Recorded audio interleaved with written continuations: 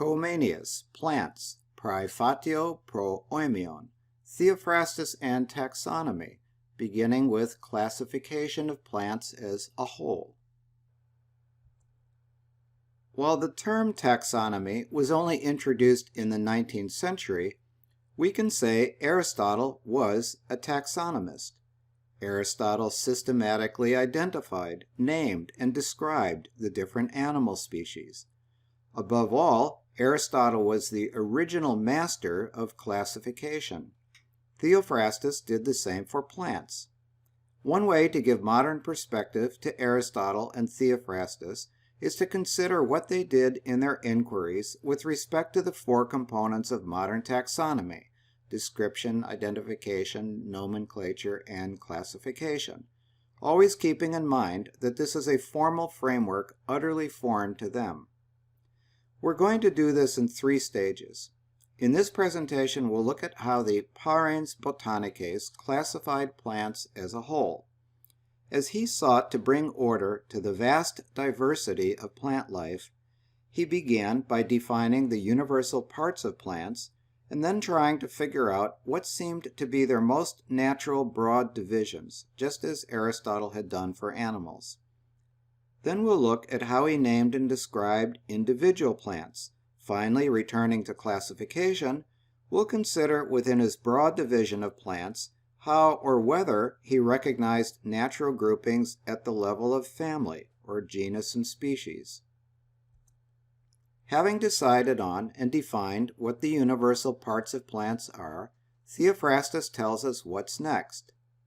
Elemenon de panton ton morion hos epen, having now considered all the parts, or members, so to speak, tas touton diaporas pera theon apodidonai, we must endeavor to present the differences among them, kai tas holon ton dendron kai puton usias, and the essential characters of trees and plants taken as wholes. Igitur expositis iam fere omnibus partibus, differentias earum, et arborum plantarumque omnium naturam nunc assignare tentand est. Epede sumbine sapesteran enae ten matesin diairumenon kata ede, kalos eke tuto poien ep hon indecetai. And since our teaching becomes more clear when our subject matter, in this case plants, are distinguished by their different kinds, it is well to follow this plan where it is possible. Sed cum doctrina evidentius tradis soleat cum per species dividimus, recte hunc in modum agetur ubicunque fieri posset. And Hort notes in his Loeb edition that you will find Theophrastus using ede and gene interchangeably.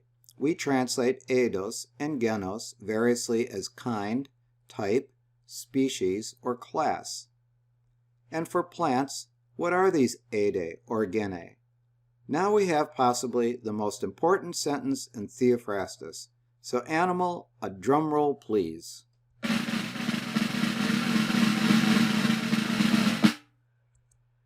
Prota desti kai megista kai skedon hupon pant eta plesta peri eketai tada, dendron, tamnos, pruganon, poa. The first and most important kinds that are inclusive of all or most plants are these: tree, shrub, subshrub, herb. Sunt itaque prima et maxima et a quibus omnia pene aut certe plurima continentur arbor, frutex, suffrutex, herba. And observe that these 4 types are presented on a scale of durability and longevity: more woody, longer life; more herbaceous, shorter life.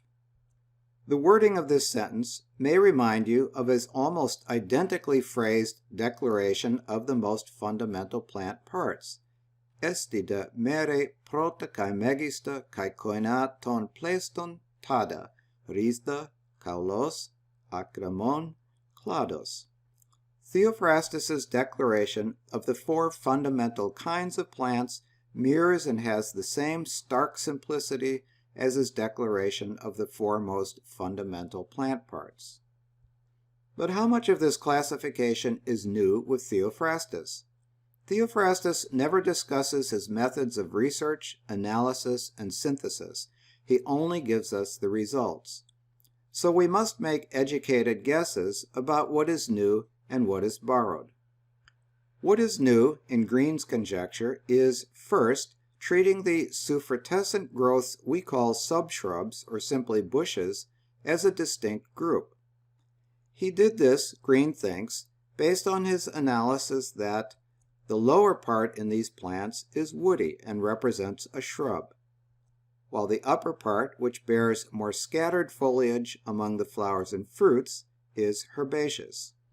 He has no word for this group, so he borrows the word for firewood, taprugana, since this is what subshrubs are often used for.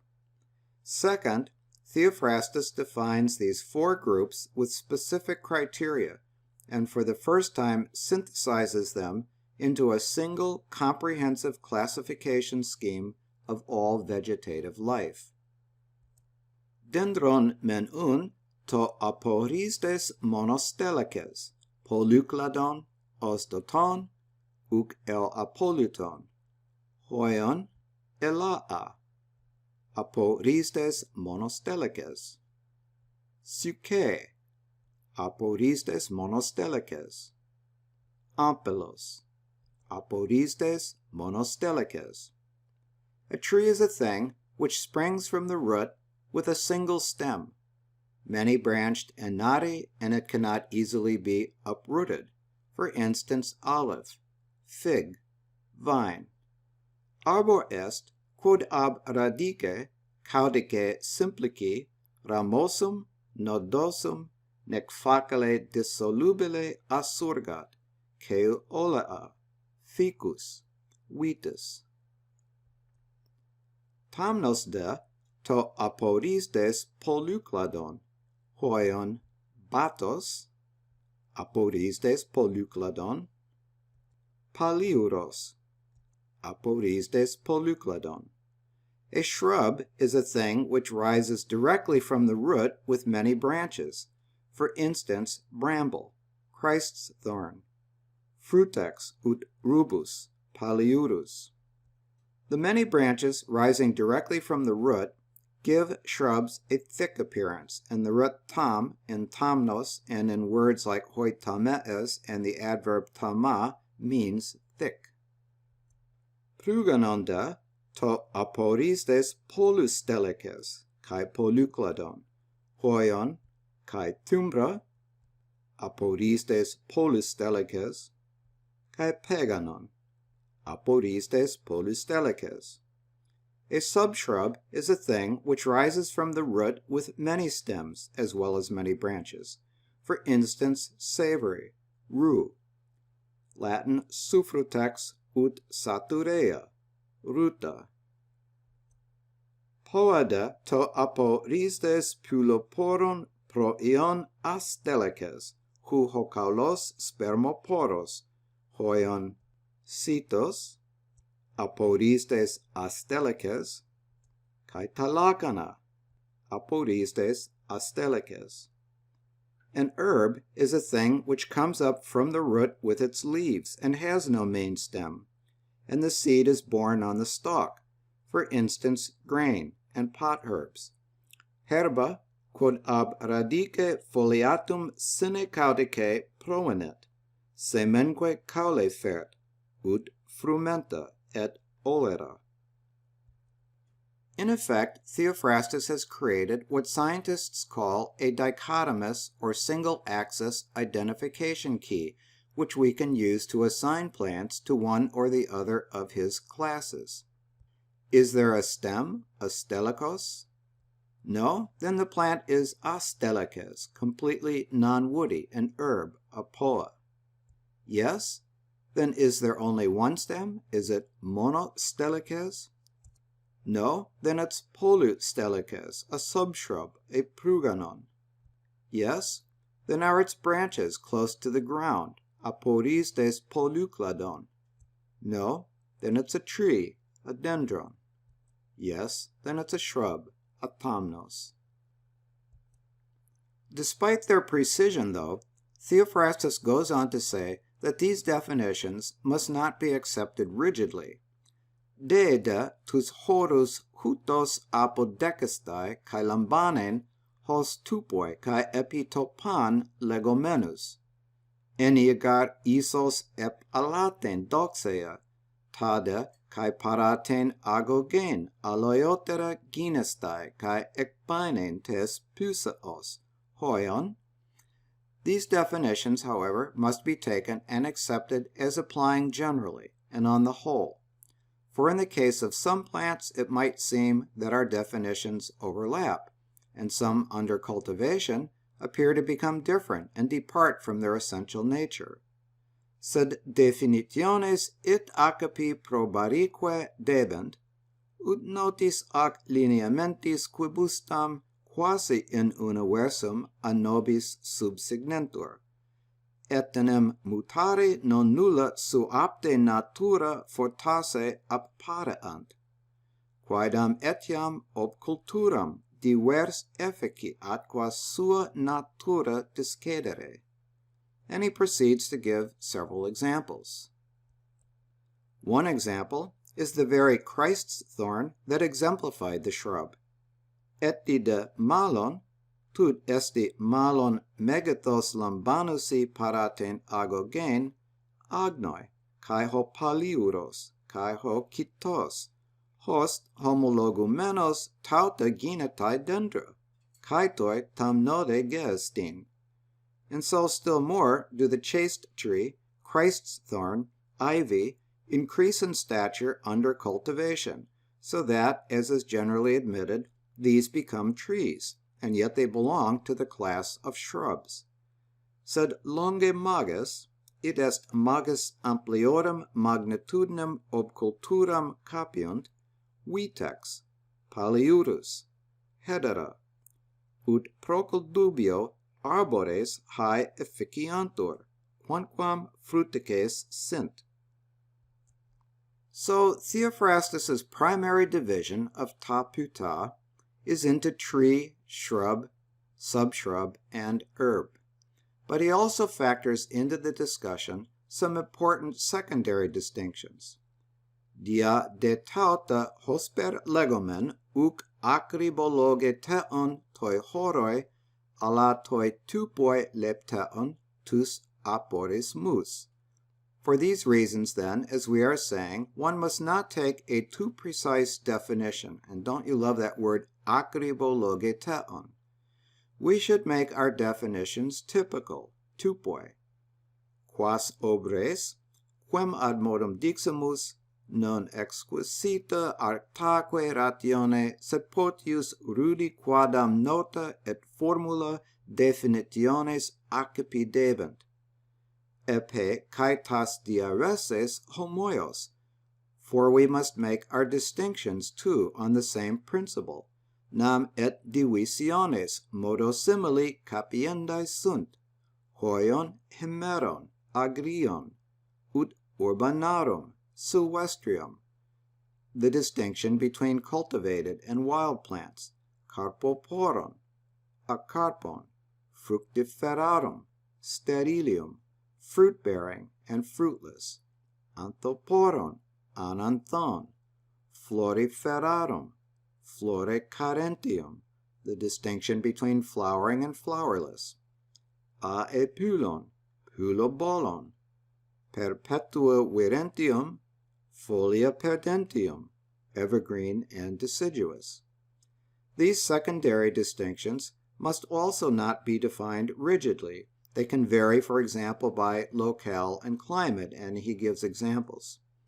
Al homos toi auta di aere teon, ecce garti tes pusaos koinon homoios in dendrois kai tamnois kai tois pruganikois kai poiodesin. Nevertheless, we are bound to use such distinctions, for there is a certain common character alike in trees, shrubs, subshrubs, and herbs. In other words, these secondary distinctions cut across the primary ones and shouldn't be defined separately for trees, then for shrubs, etc. Verum tamen, and here again Gaza is working from a different version of the Greek text, est enim quid natura commune pariter arboribus fruticibus suffruticibus herbisque. Let's consider one of Theophrastus's secondary diaireses, that between flowering and flowerless. We've already looked at Theophrastus's concept of the flower. Everything he observed suggested to him that a flower was a necessary antecedent to the development of fruit or seed, despite the admitted lack of a flower in the case of the fig. Therefore, he included downy growths, taxonomy, like the hazel's catkin, the oak's moss, and the pine's cone, in his definition of flower. This was the insight of the Parens Botanices, not that of his rustic contemporaries. To emphasize this point, our friend Edward Lee Green said, "The reader must not permit himself to think of the pristine idea of flowerless plants as embracing anything less than cryptogams plus the whole body of apetalous phanerogams." And that's fine if you know what Green means by cryptogams and apetalous phanerogams. He was using language perfectly familiar to botanists in the early 20th century. Green's understanding of botany, though, is out of date. He wrote some 80 years before the sea change in plant and animal studies at the end of the 20th century called cladistics. Cladistics is an alternative name for phylogenetic systematics. Phylogenetic systematics is the study of the evolutionary relationships of living organisms, largely by means of molecular biology. Cladistics represents evolutionary relationships in a diagram called a cladogram, in which the branches, called clades, represent different evolutionary lineages. Clade, of course, comes from the Greek klados, and its meaning branch. By the way, here's a quiz question just to see if you're awake. Where do you think the term phylogenetics comes from? Let's have some fun. Let's try to find Green's cryptogams and apetalous phanerogams on a simplified cladogram. In the process, we'll also demonstrate the indebtedness of contemporary biology to the ancient Greek language. Please note that I am producing this video in February of 2017, and that phylogenetic systematics is a rapidly evolving field. Aristotle and the Peripatetics divided living organisms into plants and animals. Phylogenetic systematics divides living organisms into three major groups: bacteria, archaea, and eukaryotes. We'll ignore bacteria and archaea and make our starting point the eukaryotes, since both plants and animals evolved from eukaryotes. The term eukaryote is coined from L plus charon, a Greek word for nut or kernel. What, among other things, distinguishes eukaryotes in evolution is that their cells contain membrane-bound organelles, and one of these organelles is a well-developed nucleus, i.e. L-charon. The nucleus carries the cell's genetic material. One major evolutionary branch, or clade, of eukaryotes is the opisthocons. Opisthocont gets its name from opistheos, rear, plus kontos, pole. Opisthocons propel themselves with a single posterior pole, that is, flagellum, like this motile sperm cell. Remember how Theophrastus used fungi as an example of an outlier plant that had none of the otherwise nearly universal plant parts? We now treat fungi as a separate biological kingdom, a set of organisms that are actually closer in evolution to animalia like you and me than to plants. One technical note about cladograms. A clade properly defined is a monophyletic group.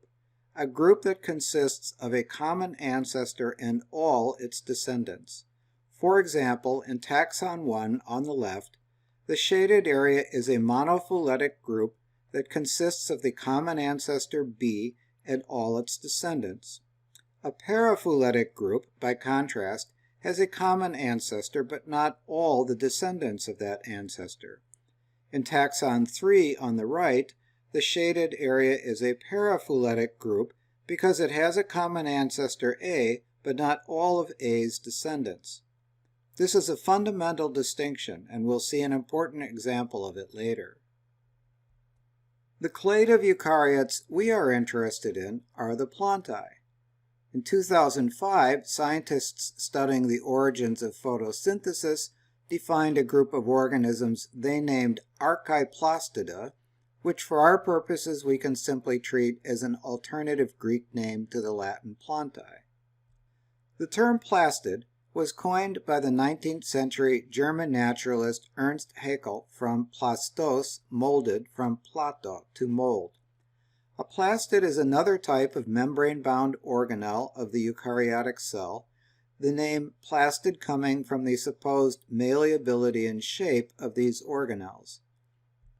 The major lineages of Plantae are the Rhodophyta, aquatic red algae. Rhodophyta is from to rhodon, the Greek word for red rose, and the Viridiplantae, the green plants, or in their alternative Greek name, Chlorbionta.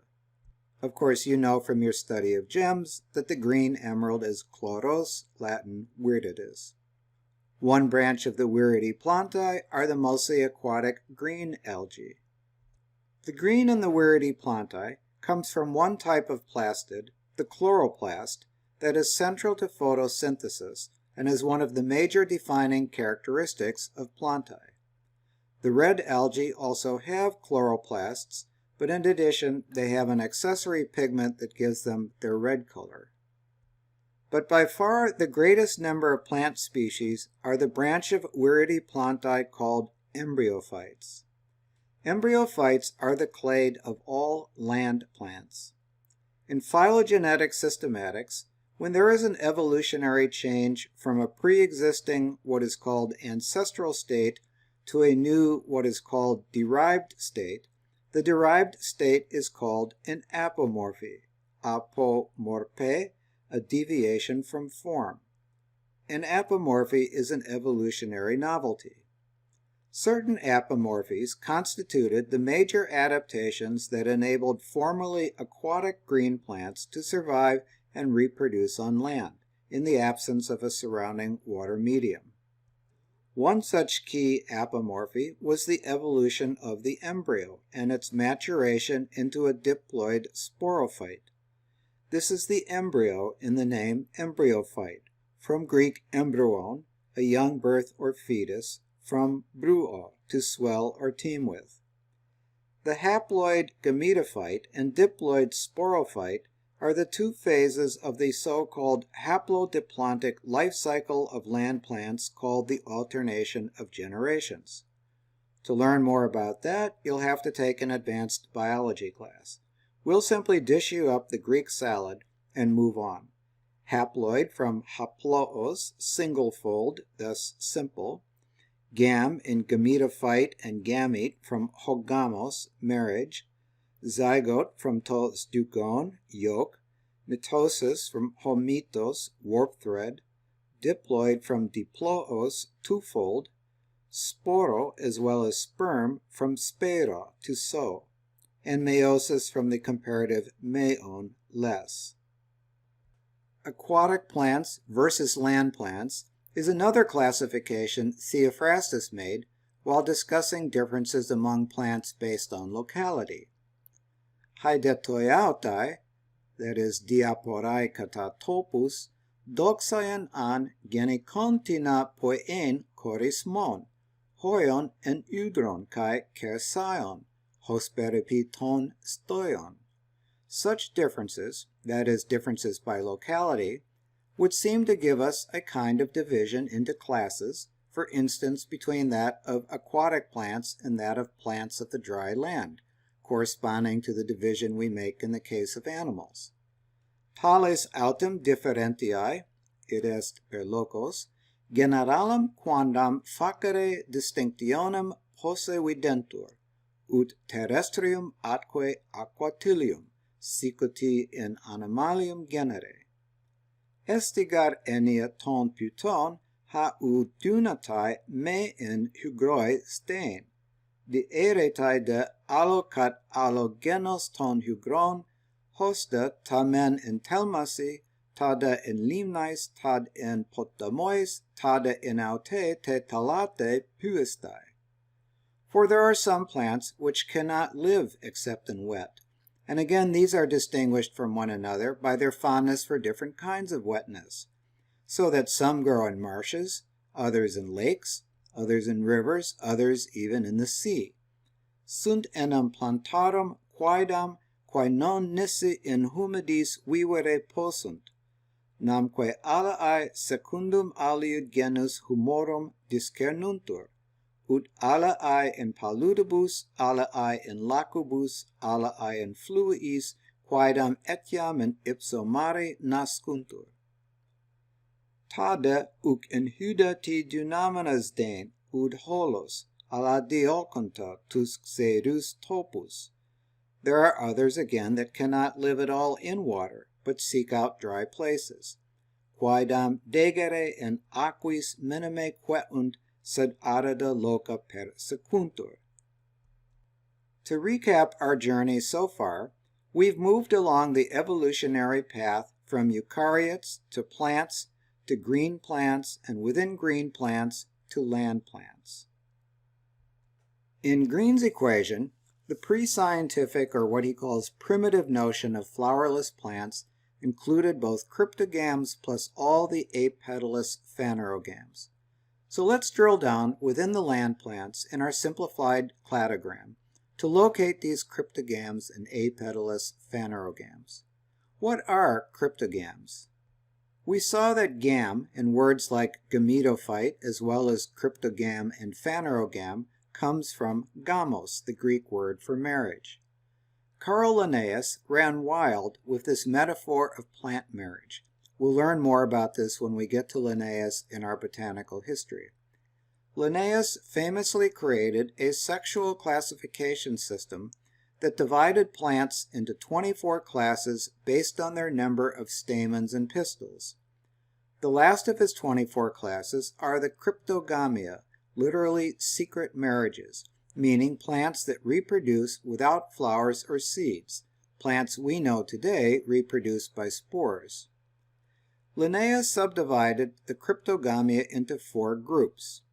We've already encountered 2 of these groups, the fungi and algae, because they preceded land plants on the evolutionary timeline. Botanists still speak of cryptogams, though cryptogami are a cladistically polyphyletic group that in fact includes organisms like fungi and lichens that are no longer even classified as plants. One lineage of land plants are the non-vascular bryophytes, or musci. The names come from the Greek and Latin words you've already learned for moss, tolbruon and muscus. Mosses are the 3rd group within Linnaeus's cryptogams. A much larger clade of land plants are the vascular land plants called tracheophytes. This word comes from the Greek adjective tracheus, trachea, tracheu, meaning rough. Trachea arteria, rough artery, was the Greek expression for windpipe. Tracheo refers by analogy to the lignified vascular tissue called xylem that conducts water and minerals throughout the plant. The word vascular is from the Latin diminutive vasculum of Latin vas, vessel. One branch of vascular plants are the monilophytes, or ferns. The word monilophyte was coined from a Roman word for necklace, monile. In their microscopic study of vascular cells, botanists classify the type of development of the early stage xylem, or protoxylem, as exarch, endarch, centrarch, and mesarch. The mesarch type is an anatomical apomorphy characteristic of ferns, and the resemblance of this anatomy in fossil plants to a necklace earned the name Monilophyte. The Grecophiles have renamed this group Pteridophyta from the Greek word for fern, pteris. Latin for fern is Phylix. Ferns constitute Linnaeus's fourth group of cryptogams, and thus we've accounted for the cryptogams in Green's equation. Obviously, fungi and lichens and algae and moss are flowerless. As vascular plants, ferns have roots, stems, and leaves. Leaves in ferns are called fronds, but like mosses, ferns reproduce with spores. They have no flowers or seeds. Spore-bearing ferns are some of the oldest known plants known to paleobotanists through fossil records. By far the largest group of vascular plants is the spermatophytes, the plants with seeds. You already know the two words for seed, tosperma and hosporos, from spero. Since seeds are the visible means of plant propagation, spermatophytes are the opposite of cryptogams. Cryptogams are secret marriages. Spermatophytes are phanerogams, visible marriages. From Greek paino, paneros, visible. What remains in our quest is for us to find the apetalous phanerogams. And these would be the branch of spermatophytes called gymnosperms, the seed plants in which the seeds are naked. From Greek gymnos, of course. The seeds are exposed and unprotected by a floral covering, hence apetalous. The predominant species of plants with unprotected seeds are the conifers, the cone-bearing plants, preeminently the pines. Cone from Latin conus, from Greek konos. So that's the pristine or layman's idea, according to Green, of flowerless plants, Linnaeus's cryptogams, plus the gymnosperms, i.e. apetalous phanerogams. For Theophrastus, distinguishing between the Anthopora and Ananthe was not that obvious, but he was the first and last to try to figure it out for a long time to come. However, since we've come this far on our cladogram, let's also locate the flowering plants. The flowering plants are the angiosperms, which constitute about 95% of all land plants. The name angiosperm is from to angeon, a Greek word meaning vessel. The opposite of gymnosperms, angiosperms produce seeds within a protective enclosure or vessel. The enclosing vessel is the fruit, and angiosperms are also known as the fruiting plants. Most angiosperms, like the lily here, have an externally visible perianth, but not all. Remember, Theophrastus had to concede, even though he felt there was an antecedent-consequent relationship between flower and fruit or seed, that the ubiquitous fig tree produced its fruit several times a year without a trace of flower, but today we know that the fig actually contains an inflorescence of flowers and seeds within it? The fig is a bona fide angiosperm. Specifically, it is a genus within the monophyletic clade of angiosperms known as eudicots. What are eudicots? We've moved along the evolutionary path from land plants to vascular plants to two types of seed plants, gymnosperms and angiosperms. In fact, let's summarize our journey thus far in terms you, as a student of Greek, understand. We began with eukaryotes. We took a side trip to see the opisthocons wag their tails, and then continued our itinerary with the eukaryotes of central concern to Comenius plants, the Archaeplastida. Again, we took a colorful side trip to see the Rhodophyta before getting back on the highway and heading to the more ubiquitous Chlorobionta. Our trip was by land, the side excursion to the Rhodophyta notwithstanding, so within the Chlorobionta we branched to the Embryophyta. Another side trip to see the cool Bryophyta before going on to the thirsty Tracheophyta, a side trip to the frondy Pteridophyta, then on to the admittedly seedy Spermatophyta and the shameless clade within the Spermatophyta called the Gymnospermi. With that, we had fulfilled the main purpose of our trip to find Green's Cryptogamia and Apetalous Phanerogamia. But who could come that far without seeing the spectacular Angiospermi? The kids are having fun, so let's treat them to monocots, dicots, and eudicots. The English botanist John Ray, in his book Methodus Plantarum Nova, was the first to divide flowering plants into monocotyledons and dicotyledons, monocots and dicots for short. Methodus Plantarum Nova was published in 1682, 12 years after the death of Comenius. Ray's contemporary, the Italian biologist Marcello Malpighi, was the first to employ the Greek word Dicotyledon to name the particular part of the seed embryo we call cotyledon today. In classical Greek, Dicotyledon meant a cavity shaped like a cotyle, a small cup. The classification of flowering plants into monocotyledons and dicotyledons is another classification that Green and others believe Theophrastus was on the brink of making, based on Theophrastus's characteristically precise observations about seed germination in books 7 and 8 of the Periputon Historia. We're not going to read those passages, but let's look at the characteristics botanists today use to distinguish monocots from dicots.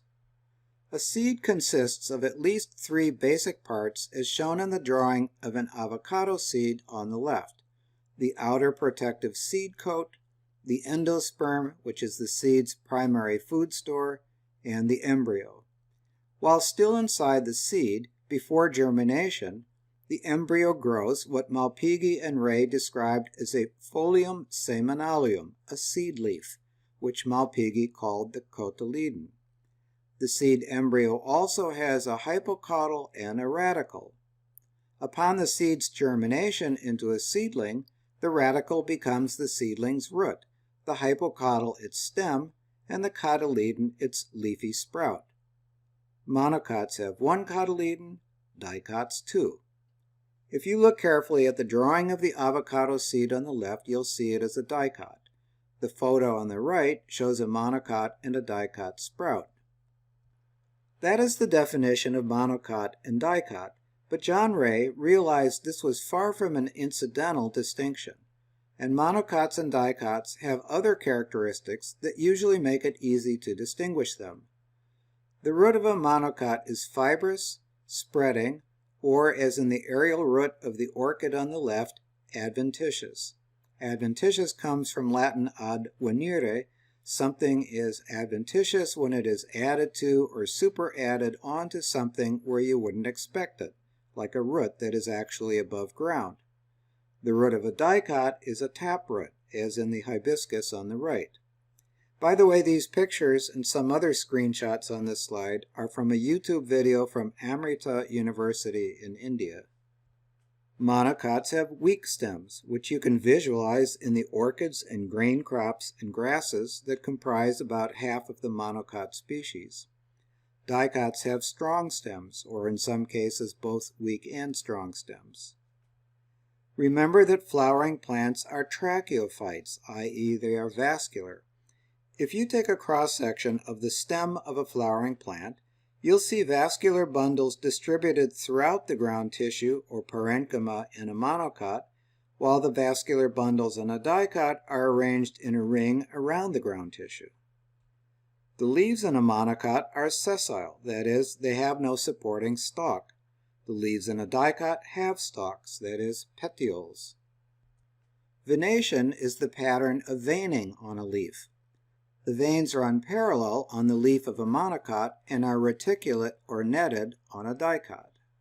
One easy and enjoyable way for a layman to distinguish monocots and dicots is to count their floral parts when in bloom. The floral parts of a monocot are in multiples of 3, like the lily on the left, those of the dicot in multiples of 4 or 5, like the hibiscus on the right. This may be a little hard to make out in the lily, because its perianth is actually a tepal, that is, not differentiated into calyx and corolla. and you'll need the microscope for this one. A monocot pollen grain has a single pore or furrow. These are called monosulcates, from Latin sulcus for furrow. A dicot pollen grain has 3 pores. These are called tricolpates, from Greek kolpos for a hollow. But here's where we need to make an important correction.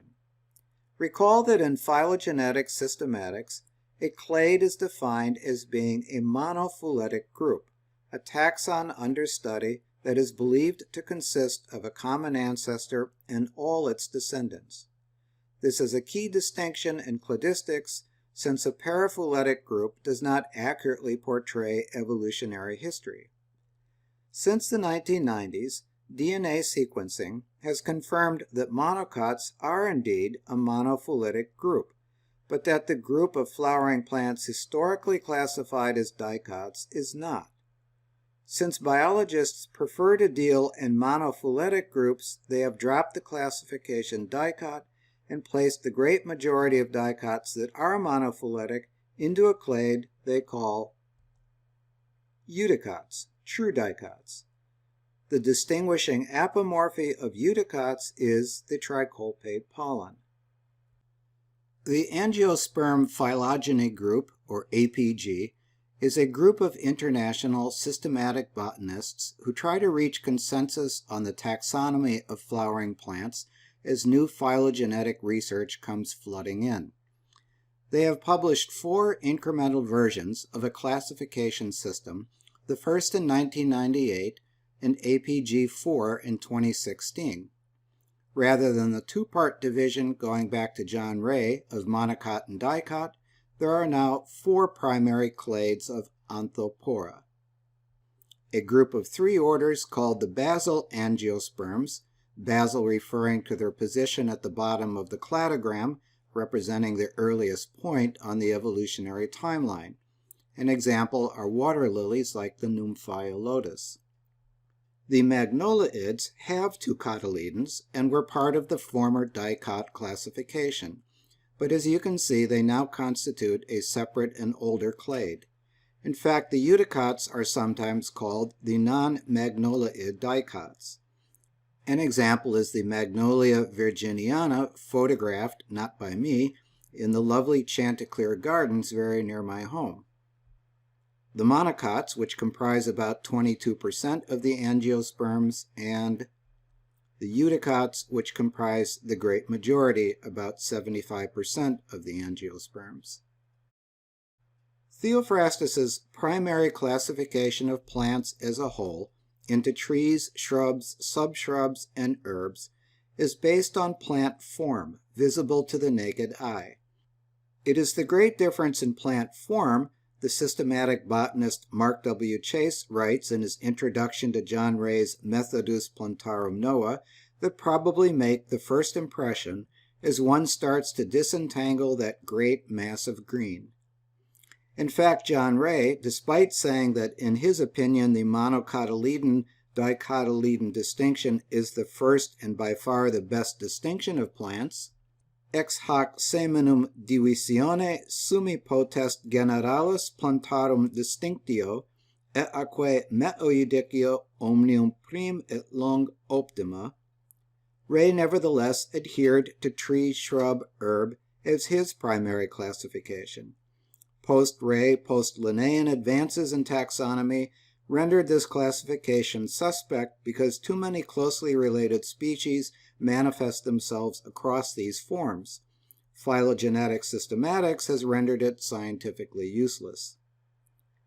Within his classification of plants as a whole, did Theophrastus also recognize smaller groups like our families, genera, and species? We'll return to that, but first let's look at how he described and named individual plants.